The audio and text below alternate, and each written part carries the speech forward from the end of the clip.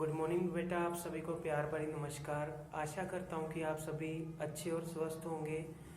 बेटा आज हम बात करेंगे कि हम गिटार को किस तरीके से सीख सकते हैं। सबसे पहले यदि हमें गिटार सीखना है तो सबसे पहले हमें उसके बारे में नॉलेज होनी चाहिए, उसके पार्ट्स के बारे में नॉलेज होनी चाहिए। तो चलिए आज हम इसी के बारे में बात करते हैं। चलिए बेटा, सबसे पहले मैंने ये पेंटिंग लगाई थी गिटार के बारे में। सबसे पहले आपको बताने जा रहा हूँ। सबसे पहले ब्रिज की हम बात करेंगे। ब्रिज यानी कि इस चीज़ को बेटा ब्रिज कहते हैं, जिसके ऊपर से तारे होकर ऊपर की साइड जाती हैं, उसको ब्रिज कहते हैं बेटा। जैसे हिंदी में ब्रिज को पुल भी कह देते हैं, जिसके ऊपर से कारें ट्रक्स वगैरह जाते हैं। वैसे ही गिटार में ब्रिज के ऊपर से वायर्स जाती हैं या स्ट्रिंग्स जाती हैं। ठीक है बेटा। उसके बाद बारी आती है साउंड होल की। उसके बाद बारी आती है बेटा साउंड होल की। साउंड होल क्या होता है?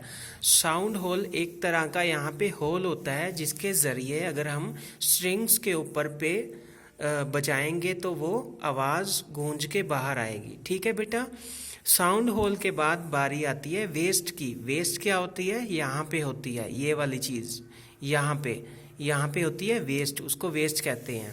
ठीक है बेटा। उसके बाद बारी आती है बॉडी की। गिटार की बॉडी यानी कि गिटार का शरीर, इसको कहते हैं गिटार की बॉडी। ये देखो, ये पूरी गिटार की बॉडी है। ठीक है बेटा। जिसके बीच में से आवाज़ आती है या जिसको पकड़ के हम गिटार को बजाते हैं, उसको कहते हैं गिटार की बॉडी। ठीक है बेटा। उसके बाद बेटा ये जो आप चीज़ देख रहे हैं, ये वाली, ये पीछे वाली, इसको हिंदी में डांड कहते हैं और इंग्लिश में इसको गिटार की नेक कहते हैं, यानी कि गर्दन। उसके बाद बेटा स्ट्रिंग्स किसको कहते हैं बेटा? स्ट्रिंग्स गिटार की तारों को कहते हैं। ये कितनी होती हैं? ये 6 होती हैं। 1 2 3 4 5 6 स्ट्रिंग्स होती हैं, जिसके द्वारा हम गिटार को प्ले करते हैं। और बेटा जो आप ये डिब्बे से देख रहे हो ना, जैसे ये वाले डिब्बे हैं, ये बॉक्स देख रहे हो जिसके बीच में ये डॉट लगा है, ये डॉट, ये बॉक्सेस को बोलते हैं फ्रेट्स। इनको बोलते हैं बेटा फ्रेट्स। ठीक है।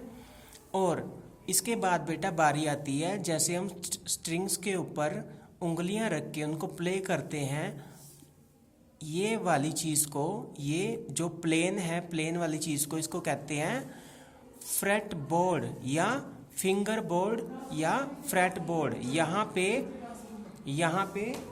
बजाया जाता है। यहाँ पे यानी कि फिंगर्स को प्रेस करके गिटार को बजाया जाता है। और इसके बाद बेटा ये वाली चीज़ को कहते हैं नट। ये वाली चीज़ को कहते हैं बेटा नट।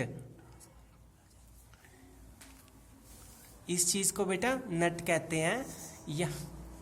यहाँ से मतलब गिटार का एक जोड़ होता है।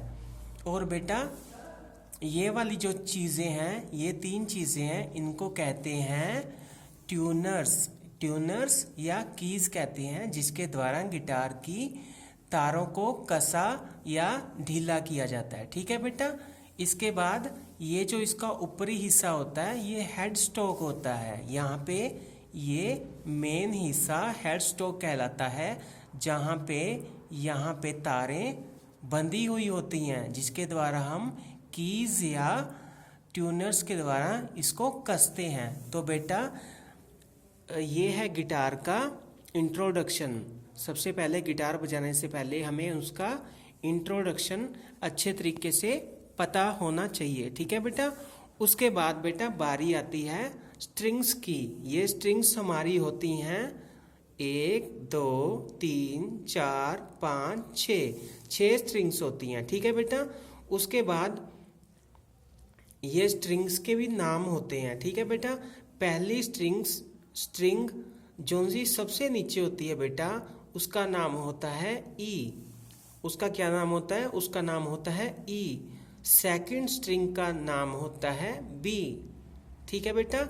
और थर्ड का होता है जी, फोर्थ का होता है डी, फिफ्थ का होता है ए और सिक्स्थ का होता है दोबारा से ई। बेटा ऐसे आपको नाम याद करने अगर मुश्किल होंगे तो आप इसकी फुल फॉर्म अपने तरीके से कोई भी बना लेना। मैंने अपने तरीके से ये वाली बनाई है।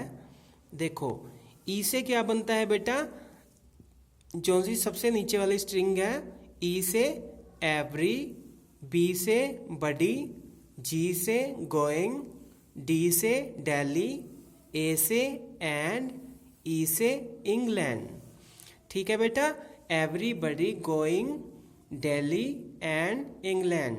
ठीक है बेटा, ऐसे ई, बी, जी, डी, ए, ई आपको वायर्स के नाम याद करने में आसानी रहेगी। तो बेटा अगर आप ऐसे वायर्स के नाम भी वायर्स यानी स्ट्रिंग्स के नाम याद कर लोगे तो आपको कोड्स को बजाने में भी आसानी रहेगी, क्योंकि ये ई कोड जहाँ से बनेगा, ई शार्प, ए कोड, A sharp, D sharp, G sharp, B flat या ई। ठीक है बेटा, ऐसे जहाँ पे भी जो भी कोड बनेगा उसके हिसाब से ये स्ट्रिंग्स के नाम भी आपको याद होने चाहिए। ठीक है बेटा, आज के लिए हम इतना करेंगे, मिलते हैं हम अपने अगले लेसन में। तब तक के लिए बेटा आप इस चीज़ की तैयारी कीजिए। आप सभी को प्यार भरी नमस्कार, धन्यवाद।